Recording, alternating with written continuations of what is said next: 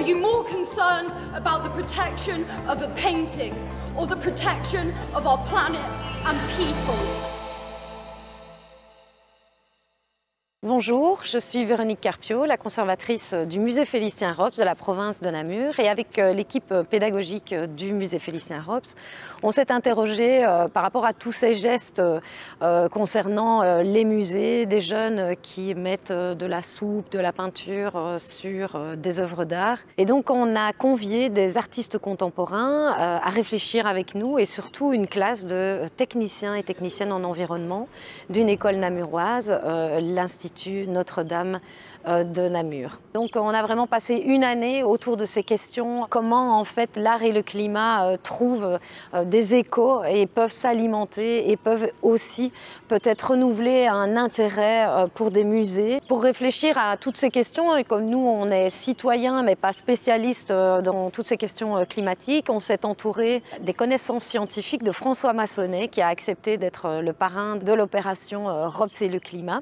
Comme beaucoup de personnes, j'ai été sensible aux discours scientifiques qui nous alertent sur les changements climatiques en cours, mais j'ai aussi vu à un moment que ces discours avaient une certaine limite et que les personnes étaient assez imperméables aux chiffres abstraits qui nous parviennent sans cesse. Et c'est à ce moment que j'ai compris qu'il y avait peut-être d'autres voies pour sensibiliser les gens sur les dangers des changements climatiques, notamment l'art, qui semble être un levier assez puissant pour sensibiliser les consciences. Et c'est comme ça que je me suis intéressé à ces questions et que j'ai été en contact avec l'équipe du musée Félicien Rops et qu'on a entamé ce très beau projet.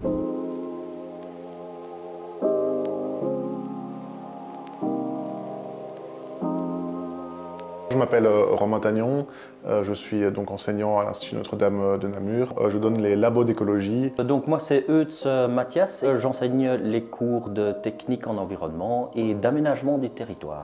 Je m'appelle Clémence Delpierre, j'ai 18 ans. Donc moi c'est Kaito Godfrio, j'ai 16 ans. Bonjour, je m'appelle Victor Lafargue, je suis en 5e en environnement. Je m'appelle Nathan Darin, j'ai 19 ans et je suis en 6e année en environnement. Voilà, je m'appelle Enzo Legros. Ici, je suis en 6e TQ environnement. Bonjour à tous, moi je m'appelle Romain Charlier. J'avais toujours été intéressé dans quelque chose de plus proche de la nature, de la vie, quoi. J'ai décidé d'aller en environnement. J'ai choisi le pêcheur hollandais. C'est juste un tableau où on voit un fleuve et un pêcheur. Il y a un moulin vraiment en arrière-plan. J'ai travaillé l'eau, la montée des eaux. J'ai aussi pensé à faire un grand port et faire une nouvelle ville très polluante. Je m'appelle Emeline Duval, je travaille comme artiste plasticienne qui se tourne autour du collage, de la composition et à la fois aussi un travail de matière au niveau de la peinture. Le titre de l'œuvre de Félicien, c'est Le pêcheur. Et donc moi je l'ai réintitulé La fille du pêcheur en fait. C'est vraiment en format paysage horizontal et j'ai tout travaillé en vertical avec cette fille, cette femme et qui pousse un cri en référence aussi à Munch. Son élément d'arrière-plan qui m'intéressait vraiment fort par rapport à notre époque où on peut voir toutes ces entreprises l'une à côté de l'autre qui fument et je l'ai retravaillé avec la peinture, le collage, mais ça me semblait vraiment fort que l'élève ait fait ce choix. J'ai choisi la baie de Monaco et la vue de Séville. Ce sont des endroits principalement où je pars potentiellement en vacances et ce sont des œuvres qui m'ont beaucoup plus inspirée. Et on a aussi pu travailler avec l'école Albert Jacquard pour une espèce de formation sur les IA. Ça a quand même conservé Séville, donc le tableau, et ça a rajouté des panneaux solaires, beaucoup de végétation, plus d'eau aussi. Je m'appelle Camille Dufour et je suis artiste plasticienne. Je fais notamment de la gravure sur bois assez monumentale. Pour Séville, c'était un peu en fait la même analyse aussi. Donc, ville verte avec des transports écologiques, des panneaux solaires, des végétaux sur les façades. Je m'appelle Marc Renier, je suis dessinateur de bande dessinée Et je fais de la bande dessinée depuis que je suis sorti de Saint-Luc. Dans le cas de l'abeille de Monaco, là, on était plus dans c'est un bouleversement quand même énorme, puisque la faune, on voit apparaître des iguanes, des serpents, des panthères, on voit des palmiers qui arrivent et qui s'implantent. Alors oui, tout ça, ça bouleverse évidemment. Les migrants également, qui arrivent en masse. Donc là, c'est plutôt... Il y a quand même une inquiétude. Moi, j'ai travaillé sur la plage de Heist, qui est située sur le littoral belge. Je l'ai imaginé en y rajoutant des déchets sur la plage et en augmentant le niveau de l'eau. Je m'appelle Milan Jespers, j'ai 31 ans et je suis peintre et dessinateur. Et je me base en général sur des photos du 19e siècle. Donc moi, pour la plage, j'ai imaginé une plage avec... Enfin, imaginé, c'est eux qui ont prédit avec le climatologue l'état d'ordure, les bateaux échoués, le niveau de la mer qui descend, les éoliennes en mer. C'est un bond dans le futur par rapport au moment où les tableaux ont été peints, mais je suis revenu à quelque chose d'une couleur un peu 19e, sépia, vieille photo. Marine en Suède. C'est la vue d'un lac en Suède avec... en arrière-plan, on voit comme un récif, quoi. On voit vraiment un caillou et avec de l'eau. J'y ai mis plusieurs bateaux de transport de minéraux, de gaz, des gazoducs, une fumée pour que l'extraction des minéraux a pollué le lac. Et aussi plusieurs éoliennes, parce qu'on peut imaginer que les bateaux utilisent de l'électricité pour se mouvoir. Là, je suis Peter de Pelchat et je suis artiste. Je suis artiste depuis peut-être ma naissance. en tout cas, je dessine depuis très longtemps. On se pose quand même des questions. Qu'est-ce qui va impacter ce paysage? C'est en fait grâce aux étudiants que les idées me sont venues. Le paysage en Suède, par exemple, l'étudiant parlait de l'exploitation minière, etc., qui va éclater, qui va faire disparaître les collines dans la mer. Et j'ai aussi intégré des éléments humains. J'ai mis la présence humaine parce que je me dis aussi, avec le changement climatique, on va industrialiser le Nord, mais on va aussi plus habiter le Nord. Du coup, moi, je suis un peu la positivité du groupe. Fallait bien en avorter un peu.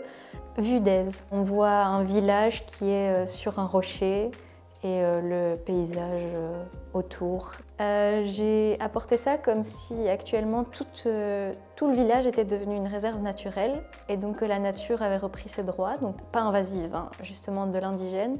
Et le but, on va aussi mettre des touristes parce qu'évidemment nous, on est toujours attirés par ce qui est beau, donc on peut pas le cacher non plus. Pour le château d'Aise, là c'était un peu le contre-pied. Là c'était justement que le site pouvait être vu justement en réintroduisant dans le site des espèces autochtones européennes. Les plantes comme la lavande, tout ça sont des plantes quand même indigènes pratiquement, le rouge-gorge, le noctuel, le lynx, les loups. Aussi ce qui avait été mentionné, c'était l'écotourisme. Les gens allaient fréquenter le site justement parce que un peu protégé, mais voilà, on avait réintroduit de façon tout à fait naturelle des espèces, quoi. Moi j'ai choisi le lac de Bombois. Je l'ai choisi parce que ça nous concerne, parce que c'est un lieu en Belgique. Ce que j'ai imaginé, c'est une grosse augmentation d'algues au-dessus du lac. Donc c'est un principe, un phénomène d'eutrophisation à cause des engrais. Donc j'avais aussi imaginé des espèces invasives, donc comme plein d'oiseaux différents, et alors des palmiers, des cactus. Et pourquoi pas avoir une espèce comme ça de palmier qui pourrait naître en Belgique, pourquoi pas. Alors je me dis, je vais continuer, je vais dans la composition du collage, je vais poursuivre, je vais accentuer ça. En fait, j'avais trouvé sur une brocante un morceau de couverture d'olive dans des tons vraiment terre, avec des espèces de couches, et au-dessus j'ai fait naître plein de palmiers. Il y a un personnage comme ça qui part vers le ciel. La référence à l'oiseau phénix, en fait. Ce personnage un peu imaginaire qui va toujours un peu renaître. La Terre se réchauffe, mais on peut essayer de faire renaître quelque chose, quoi. Il y a un côté un peu résilience, un peu espoir. J'ai choisi La Pusta, qui est une œuvre qui représente un paysage de Hongrie. J'ai réinterprété l'œuvre juste en changeant tous les bâtiments qu'il y avait sur l'œuvre. Par exemple, le puits en bois, je l'ai changé en quelque chose de plus actuel qui est une tour à eau.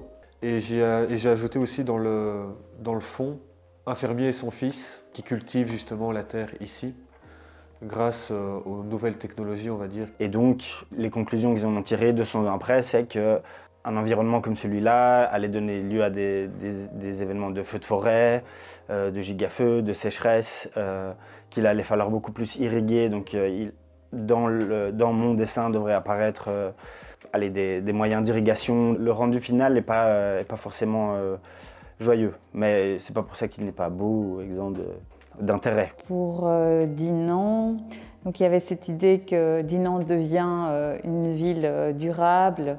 On utilise des turbines voilà, pour la Meuse. Ça devient une ville verte avec des énergies durables, des éoliennes. Et il y a un paysage à Sainte-Adresse. C'est un endroit où il y a des bourgeois qui marchent sur la plage. En France, elle parlait plutôt des tempêtes et du rehaussement du niveau de la mer.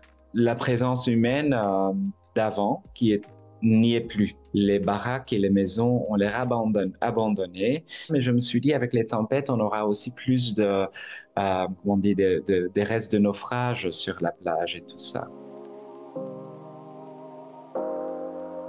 Ça me semblait très intéressant d'amener le questionnement climatique finalement au-delà du monde des sciences.